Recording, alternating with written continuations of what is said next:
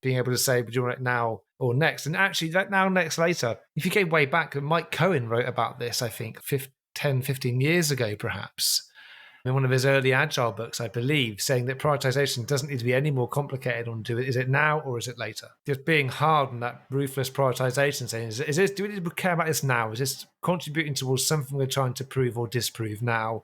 Welcome to the Product Agility Podcast, the missing link between Agile and product. The purpose of this podcast is to share practical tips, strategies, and stories from world-class thought leaders and practitioners. Why, I hear you ask? Well, I want to increase your knowledge and your motivation to experiment so that together we can create ever more successful products. My name is Ben Maynard and I'm your host. What has driven me for the last decade to bridge the gap between agility and product is a deep-rooted belief that people and products evolving together can achieve mutual excellence. And in this week's episode, we are joined by Raymon. Raymon is ex-Medium, ex-Salesforce, now at a FinTech in the Bay Area called Marqeta. In this episode, Raymon and I explore the integration of organizational silos in true product organizations. We talk about how Raymon, as a product design manager, gets involved in the sales process and how I think this is a critical element to some of their success. This episode is different. We haven't delved into these areas in so much detail before, so you are in for a treat. As always, think of one person to recommend this episode to. More recommendations mean more listeners mean better guests, and enjoy the episode. Now, Raymon, just to build the scene a little bit here, build a bigger picture. First of all, Marqeta, FinTech, what is exactly that you do as an organization? Yeah, I think it's not hard to explain, but a lot of the things that we do is behind the scenes, if you will. So Marqeta builds a lot of technology and platform to support financial institutions and companies, right?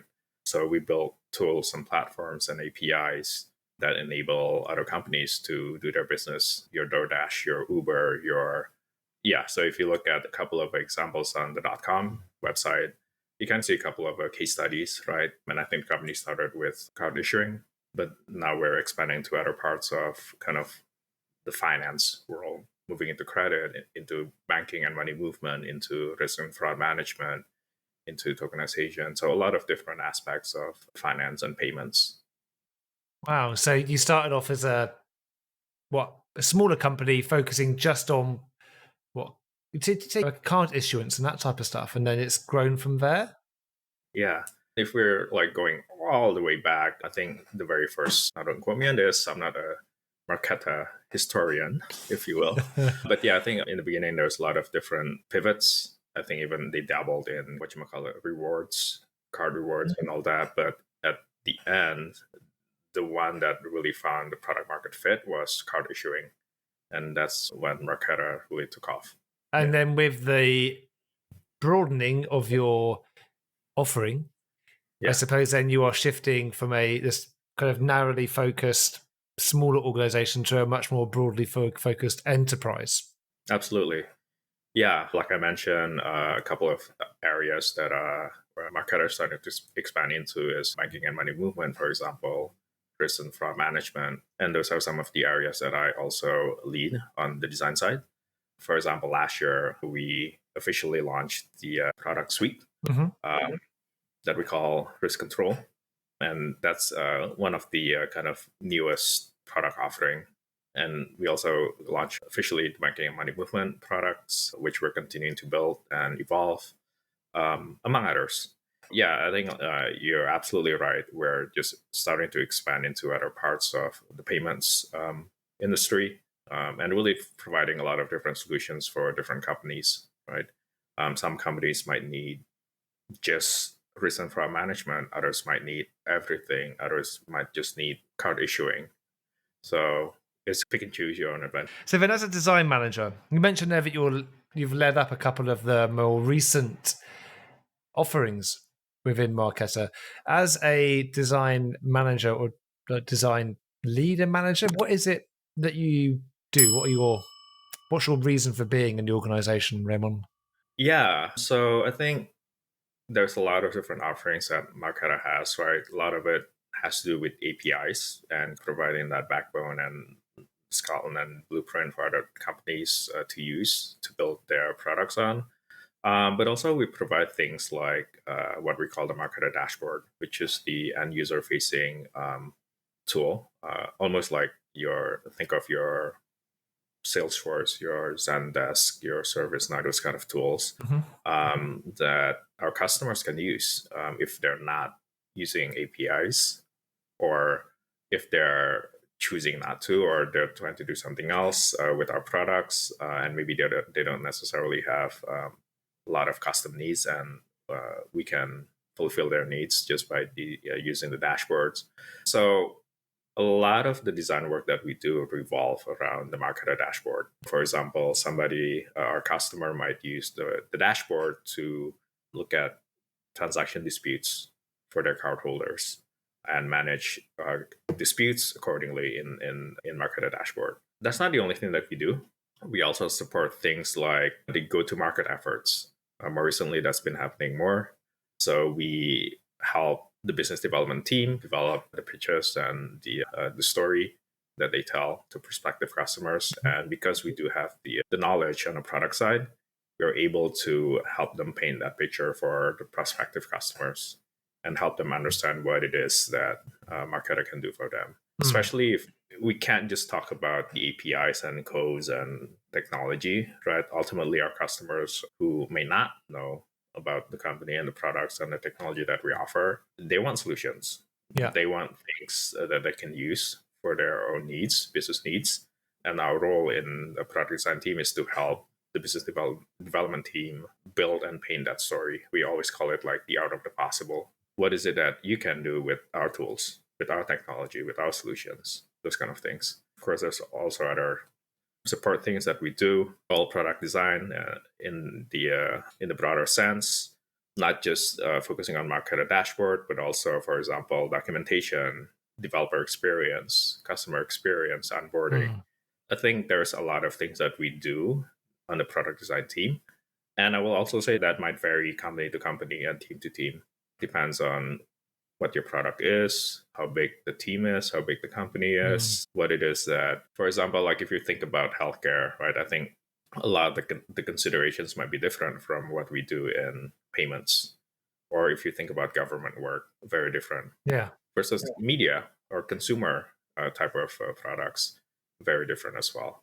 It's something that really piqued my interest there, Raymond, was in a traditional organization, let's say an old school kind of tech organization where you've got technology on one side and maybe you've got the business on the other. Perhaps you've got someone like product or some kind of change function sandwiched in the middle. Yeah. And what I've always found is in those traditional organizations, the art of the possible was defined by a sales team who would go out and sell something and then turn around to product or tech or both of them or tech via product and say, we have sold this and we have promised it by this date. Go and do it. What I found refreshing was that it sounds like you are being brought into those conversations so you can explain just what is possible and how over and above the APIs, your overall solution can assist your customers so that you are more integrated into that sales process. Is that a fair reflection on what you said? I would say so. I would also maybe caveat it by saying that it's a relatively new muscle for us. I think that you being involved in the customer or the salesy type process, that's a new muscle. Yeah. For us as a team, as an org, I think that I've been at Marqeta for a little over 2 years now. I think in the first year and a half, maybe just under 2 years, we haven't really done a lot of those. But I think more recently we've started doing that. Yeah, and I think it's a new muscle, but I think in a way it makes sense. I've also been in companies, and this is more on the consulting agency side in the past, where what the scenario that you're describing was true, right? Sales would promise the world, right? And then came back to product and tech org saying, yeah, the customer bought X, Y, and Z. Can we build those? We don't have them right now, which was frustrating and always a source of tension, because then any kind of priorities and all that goes out the window. And we're being dictated by that a little bit. I think that's not necessarily the case right now. Always room to improve, right, in terms of how we do it and how product design would support it. And ultimately, like, we're in the process right now of trying to figure out how to make that a more efficient process. For example, does every conversation need to have product design's involvement? Probably not. And how can we make it a bit more perhaps packageable so that each of the pitch or BD conversation doesn't have to be quote unquote custom, right? So we're still trying to figure that out and make the process a bit more streamlined.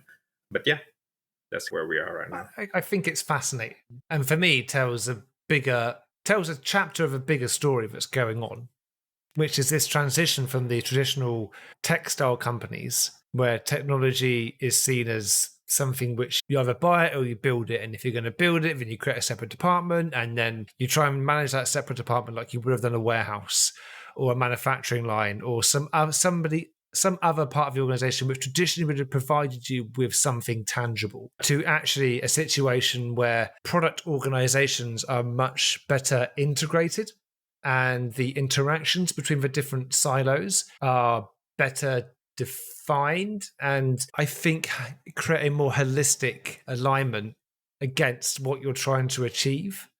And this is why I think that organizations that have started and grown and with a strong product focus, and you know what it is to go out and have to get revenue and go and get funding, then it means that you're going to start having a different attitude to how you go about doing your work. I think a lot of the organizations which are trying to go and shift from the kind of technology to being kind of producty organizations have just got a lot of baggage because they didn't start that way. They're trying to transition across to that kind of mode. And I think that's very challenging. And one company I know of, and I won't mention who, and hopefully the person that I'm talking about will be listening to this because he's a very senior product person and he enjoys some of the conversations that come up.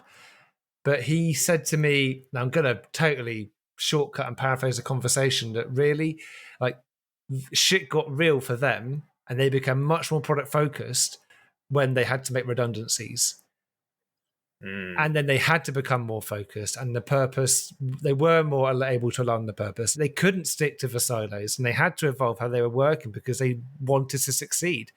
And I think and the one common then thing I think about that situation is that organizations that have started and then grown and experimented and pivoted is that scarcity. It's that scarcity and the high alignment on purpose, which I think is really refreshing to hear. And I love the fact that you were involved in those sales and those marketing or the salesy type discussions, because I think for me, that's a big tick in the box when I'm working with organizations, is seeing that type of interaction. One thing that I'm interested by, there is a parallel between what you spoke about there, about product people being involved in all the conversations, and in the agile world, people saying should teams be involved in all the conversations and which people are involved in what conversations, right? And that's always been a common agile gripe. I'm wondering, on that agile theme, from your experience as a product designer in the product world, is there anything else from the agile world which you are seeing being taken on board, or any kind of parallel challenges that kind of people are experiencing in the agile world that you're also experiencing in the product world? So I think I'm also seeing how product design specifically as a practice starting to adopt some of the agile framework and methodologies, right? Your 2-week sprint, your retro at the end, and that whole ritual. I think that at least in the last few jobs that I've had, that was the case. So we use the sprint framework and trying to, in a way, quantify the work in some ways or make it a little bit more tangible. Because I think with design, there's often a challenge of making the work a little bit more visible. Occasionally, it seems like there's a perception that design is a black box, right? You go to the design team, you want some sort of solution and all that. Some time passes, and then there's a solution. And I think doing it with the agile framework and all that breaks down the work a bit more and quantify that and make that more tangible in a way that also helps outsiders understand a little bit more. What are we doing this sprint? We're doing some user research and we're talking to 3 participants, and that's going to be a 5-point story, something like that. So having that and making that a bit more visible and tracking the work and all that in a way helps. internally, we're doing the work. We know what we're doing. We know roughly when we might have results or like the timeline and this and that, but outsiders might not. Which I suppose is a similar challenge then to many technology software development teams, is that technology is often seen as a black box where Yeah. some requirements or some kind of specification went in, and then cross your fingers, at some point some stuff is output and you're lucky if it meets what you'd expect. And I suppose then Yeah. people embrace agile because it's saying let's focus on a short period of time and let's focus on delivering something of value. What you're saying has helped is being able to break things down into steps which you can clearly articulate, which tell a story about what you're working towards. Yeah, absolutely. I would also say that in some ways, design work is a little bit tougher to quantify compared to like engineering. When you say quantify, do you mean the value of it or the what you're doing? What's the hard part? The latter, I would Okay. say. For example, if we talk about doing some initial sketches or like lo-fi designs, that part can be a bit nebulous, right? It could be that we're exploring a lot of different options. We still don't know the exact shape of it yet.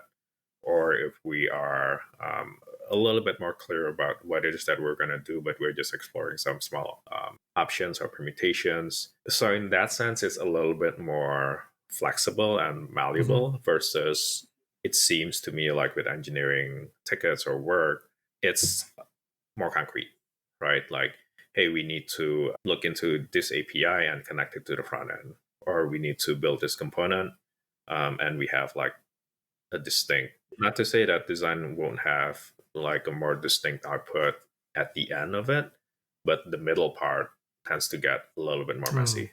So there are situations where I think that some technology teams do struggle to produce something which is meaningful. It really shows a step towards something. I can imagine some people almost being surprised at what you said, not in a negative way, but surprised because I think that showing a lo-fi design is something that people can see and interact with in some way.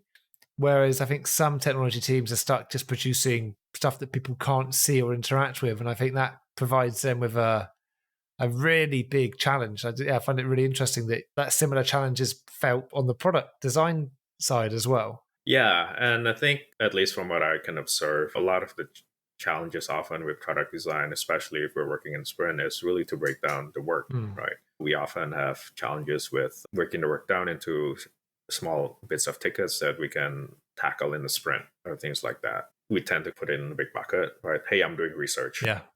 Or like, hey, I'm doing lo-fi designs, or I'm doing usability testing or whatever it might be. And that could take a little while, and maybe it'll expand beyond like one sprint, right? And that happens often, and we need to get better at that. We're actively trying to get better at that. But yeah, and I think I also mentioned earlier before the podcast, there's also like a challenge or like a balance that we need to strike, because we also don't want to lose the big picture, especially with design. We want to consider like the cross product implications of our designs, or maybe we want to make sure that we're not just considering the feature or the product in isolation, right? What implication does it have on that other product area, or like the Marqeta dashboard? I'm using Marqeta as an example. As a whole, are there any changes that we need to communicate to the design systems team? Things like that. So a lot of the bigger tickets are like maybe longer term implications and considerations. We need to be a bit more vigilant about that, because sometimes it gets a little bit lost when you are focusing on like the current sprint and the next sprint and the backlog and the tickets and breaking down the work and all that. Is there an overarching mechanism or roadmap or something which then takes the work that you're doing and the work that the software creation teams are doing and helps it all to align? So right now we've been doing what we call the V2MOM. It's a weird acronym, but it stands for vision, values, methods, obstacles, and measurements. So it's like a high level way of alignment, right? Initially developed by Salesforce, and then we're adopting it and we're starting to use it like a year ago or 2 years ago. It's a way for everyone at the company to align. Of course, we're still building that muscle up. Our process isn't 100% there yet, but it's a way for all of us to align so that at the top level, we might say that, hey, method number one, this is like our top priority, and it goes above method number two, and number two is above number three, and so on and so forth. And that cascades down to all the different teams and product areas and functions and whatnot. There's also, of course, our roadmap. I think more recently we've experimented with the lean road mapping, which you heard about it in the conference, right? The whole idea with do now, do next, do later kind of idea, and having timelines and being a little bit more flexible with that and giving you a little bit of a space to change and pivot if needed. Yeah, those are some of the things that I can think of that help us align as a team, as a company. So working backwards, for now, next, later, I'm a big fan of that even in my personal life. Me and my wife have been, I say me and my wife, me mostly, because so people will say, oh, what time is your kid's dentist appointment tomorrow? I'm like, I don't know. That is tomorrow information. I do not need to know tomorrow information today. Right now, I need to know, have we got something in the house for dinner? And are my children leaving the house with shoes on? Like, that's today information. Tomorrow information, I'll deal with tomorrow information tomorrow. But it's that ruthless prioritization of being able to say, do you want it now or next? And actually, that now, next, later. If you go way back, Mike Cohen wrote about this, I think, 10, 15 years ago, perhaps, in one of his early agile books, I believe, saying that prioritization doesn't need to be any more complicated on is it now or is it later? But initially, just being hard on that ruthless prioritization, saying, is this, do we need to care about this now? Is this contributing towards something we're trying to prove or disprove now? Or can it come later? Because if it come later, we just put it over there. Huge fan of that. Previous thing you've mentioned, what was it? Say it again. V2 Mom. So it's spelled V, letter V, number 2, and then M-O-M. V2 Mom, okay. Mom. I can't say it. It's a real problem because then when I go and recommend the book, The Mom Test, I just sound like an idiot. V2 Mom. Is there information on V2 Mom? Yeah, I believe like if you Google, I'm sure you'll find a ton of resources.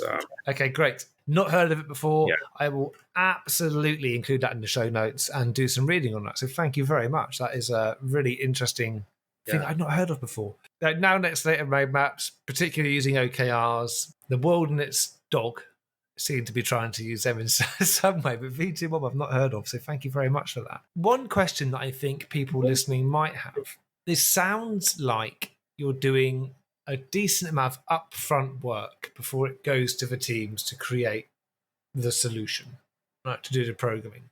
And I know that in the agile world, that's always something that people have really struggled with, is how much upfront work is done before you can't say you're agile anymore. And I kind of think that's an understandable concern, but I think people make more of a deal of it than it needs to be because some work just needs to be done up front. Now, in your experience, like how have you found that handover then from the upfront work you're doing to the teams that are going to create it? Do you find it's done in a big batch? Do you find it's, in your experience, do you filter it in bit by bit? Like, what is your approach? Yeah, I think right now what we've been doing for a couple of months now, starting last year, is we have, I'm speaking from product design POV, we have like a design intake process. So any kind of work that needs design support that needs to appear in Marqeta dashboard, we filter through the intake process. And I consider that as like doing the work up front, right? And what that does is it asks a lot of questions in the beginning to understand the problem space a little bit more, right? Who are we targeting this for? What are the user needs? What are the success metrics? What are the technology implications? Do we have the APIs ready to go? Do we need to build them? Things like that. A lot of kind of foundational, fundamental questions. And what that does is that it almost acts like a forcing function. Ideally, most, if not all of those, the answers are ready to go when we do the intake. But if not, it then forces product and or engineering to do the homework a little bit, right, and figure out the answers to those questions. And that doesn't mean that the discovery work ends with the intake. With some project, we do find that it's useful to do what we call a sprint zero on the design side. And that's going a little bit more in depth with the discovery work, right? We might do some more digging, really looking into maybe past work, looking into maybe some light research, And the output could vary. I've heard cases where the output of Sprint Zero was not to do the work. Yeah. Maybe it's not worth it, right? In some other cases, we might do the work as is. We might do the work with some modifications and all that. But yeah, I think going back to your question about doing the work up front, right? I think it's critical because we want to understand what we're dealing with. We want to understand the problem space, and it might appear that you're moving quickly if you're jumping into the problem immediately, but you can go fast. But if you go fast in the wrong direction, What's the point? What's the point? It reminds right? me of my friend Bars Voda. He lived in Singapore for a long time and he was stuck in a traffic jam with his kids. And his kids were looking on the other side of the road. And they're like, Daddy, they're going so quick. And we're going so slow. Like, why can't we go that quick? And Bars said, we absolutely can go quickly, but it'll be in the wrong direction. What would you prefer? We go slowly in the right direction or very quickly in the wrong direction? And their answer, we want to go quickly into the wrong direction. And Bars thought to himself, and this is the problem that we're facing in the industry, is that people are so keen to go quick, they never make sure they're going in or they don't increase their confidence they're heading in the right direction. And I think given the space that Marqeta is in, right, payments, there's also a lot of complicated things that go with it, right? Requirements, whether it's technology or legal or privacy or whatever it might be. So a lot of those have to be taken into considerations before we start building, before we start designing. And I suppose that loops back round to what we spoke about in the beginning of our conversation, which is who do you get involved and when? So I guess if you're looking at the technology aspect of it, but if the current APIs are sufficient, then you may involve someone from technology to bounce some ideas off of? Yes. During the intake process, we will have design, obviously. Usually it's me plus the designer on my team, optional usually. And we always have at least one person from product and one person from engineering. There's always at least 3 people in those intake meetings so that we have representation from each of the function, right? In case there's something that we need to know, some red flags or some considerations that maybe we didn't think of. I think that for the most part works. I think usually it provides us with enough coverage to start with. And again, that intake process is not the end. We'll continue to have that conversation and dig into more details and all that. We'll find out more things. But yeah, in that big first phase, the process, we almost always include 3 people from 3 disciplines, right? Product, engineering, and design. 3 is the magic number, it appears, when it comes to getting people together. Same as when I was talking to a company called PandaDocs. They have a trio of people that lead certain areas of the product. And you go back to many years ago, something called, it was a book by Gojko Adzik called Bridging the Communication Gap, where he talks about the 3 amigos. Mm-hmm. So always interesting how the number 3 comes up. Let's draw this one to a close. And what we can do is we'll pick up another topic in our second conversation, if that's quite all right. Yeah. I think this has been really interesting. And if I'm taking away one particular thing, 2 things, let's say, from this conversation. One is the V2 MOM, which I hadn't heard of, or at least don't remember hearing of. So I'm really looking forward to learning more about that. Also, your design intake process. I think what I really liked about it, and probably because it's similar to what I help organizations do, is that I articulate it from a commercial perspective as each question you answer will either increase or decrease your confidence to continue funding the idea. And there's like a critical level of confidence you need to reach before you say, let's release some proper money onto this and get something created or test this in the market in some way. And that design intake, there's questions that you ask, that upfront work, which needs to be done. There's some stuff you can integrate into agile product creation teams, whether it's Scrum, Kanban, whatever they're using, but there's always some stuff that needs to be done up front. And I think historically, a lot of that work was maybe done by people in the business and was just very opaque to everyone else, and they were just given stuff and not given that information. I think that going back to what you were saying about in Marqeta, product being involved in some of those conversations around the art of the possible, being involved with sales, creates that holistic view and really is a fantastic way to help build that confidence enough so that you can fund. And the fact it's being done by somebody other than like the business, and in inverted commas, I think means that you can utilize such fantastic skills within the product community. And so I think that's a big takeaway for me is that whole process. So thank you so much for sharing that. I really appreciate it. And I hope everyone else who's listening has appreciated it too. And so brings episode 1 with Raymon to a close. In next week's episode, we shall be exploring just what the heck is a product designer and how this relates to UX. It's an episode that's based upon an article that Raymon provided to me, which will be in the show notes for next week, so be sure to check them out. It's going to be a fantastic episode, I know, because I did the edit, and it's full of golden nuggets for people who really want to understand how to make a truly successful product. So until next week, my name is Ben Maynard. Thank you for listening, and this is the Product Agility Podcast.